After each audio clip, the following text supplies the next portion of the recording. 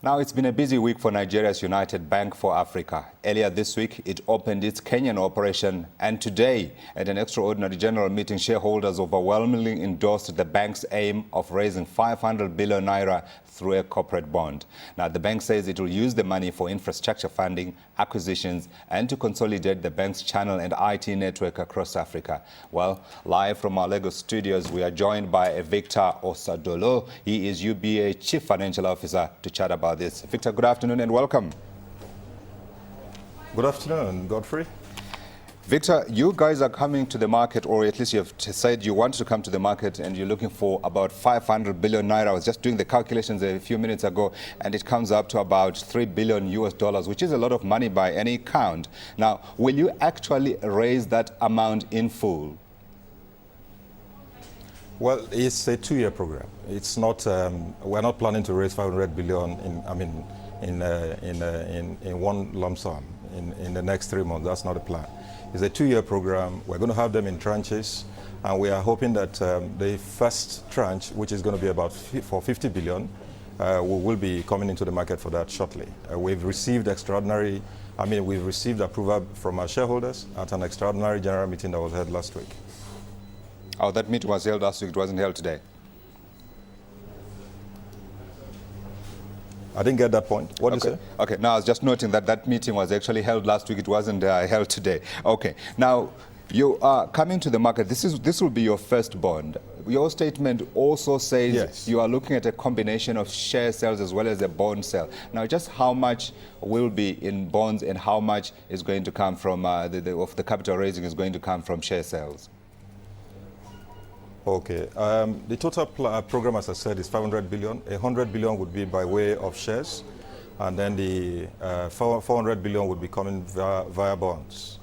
The 100 billion by way of shares is largely through private placements, and then subsequently would plan to also be listed on the main board of the London Stock Exchange.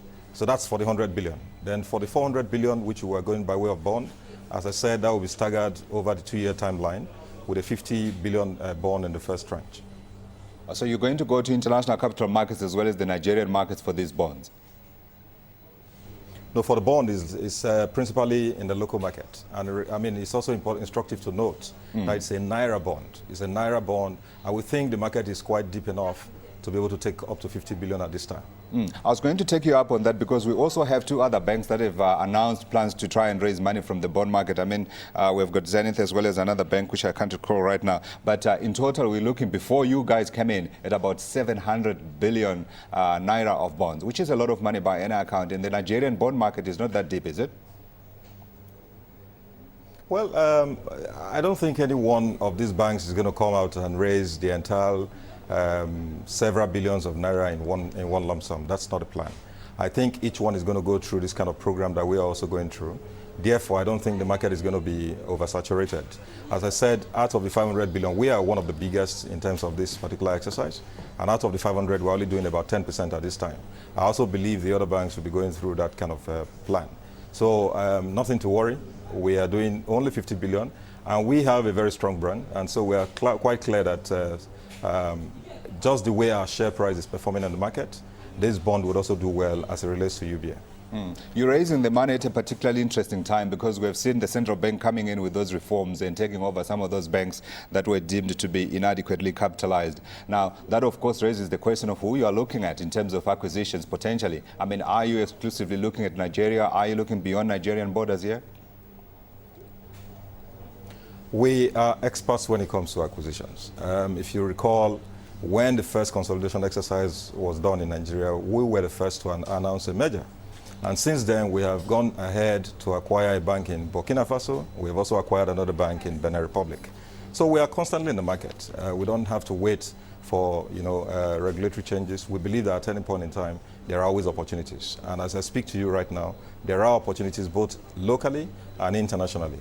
But we're doing our due diligence at this time. So we are looking both international, essentially we're looking also very extensively at the international market. We believe that in some of the markets where we are playing today, that there are opportunistic acquisitions for us in those locations.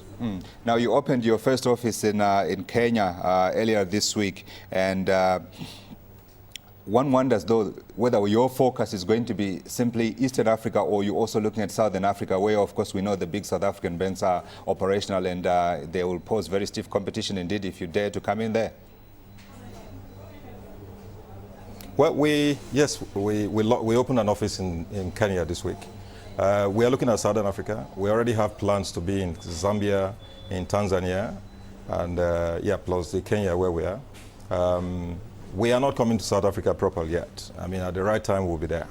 But I mean, we believe that there are opportunities in Angola because it's part of our plan. We believe also that that particular opportunity is something that we would like to take advantage of as quickly as possible. So Southern Africa does have its own opportunities, but we are moving in a very strategic manner across Africa. We have stratified Africa along 4 lines: oil-producing countries, mineral resource, rich countries, politically stable countries, and then others. So every single time you see us in any part of Africa, it is in line with the strategy that we're playing out.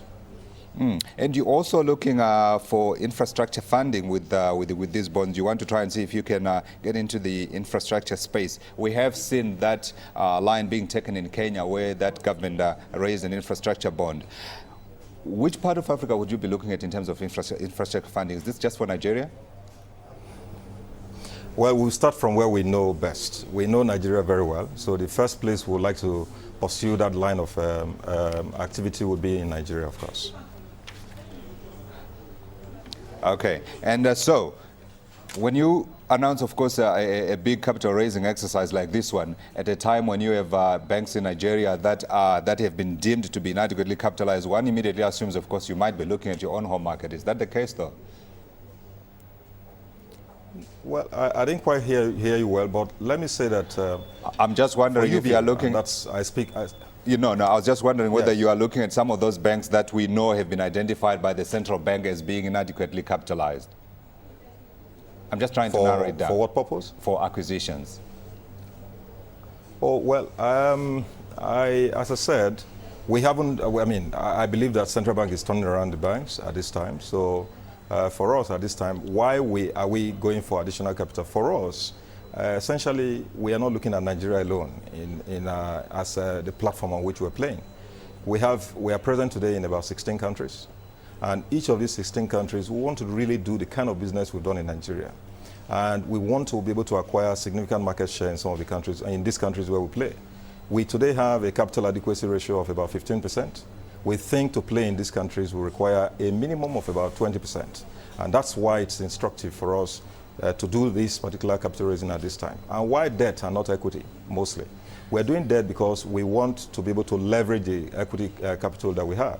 If you look at our balance sheet structure today, our capital structure is largely Tier 1 based. And we think this is the time now to move in and bring in a little bit, some amount of Tier 2 capital to make our capital structure a lot more efficient. So that's why we're doing this. We believe it's important that if you're playing in Africa, you should be more than adequately capitalized. And this is also consistent with Basel II. The Basel II requirements and the changes that are going on will require that you are able to have significant amount of capital to play in high-risk geographies like South Africa, Sub-Saharan Africa. Sub-Saharan Africa.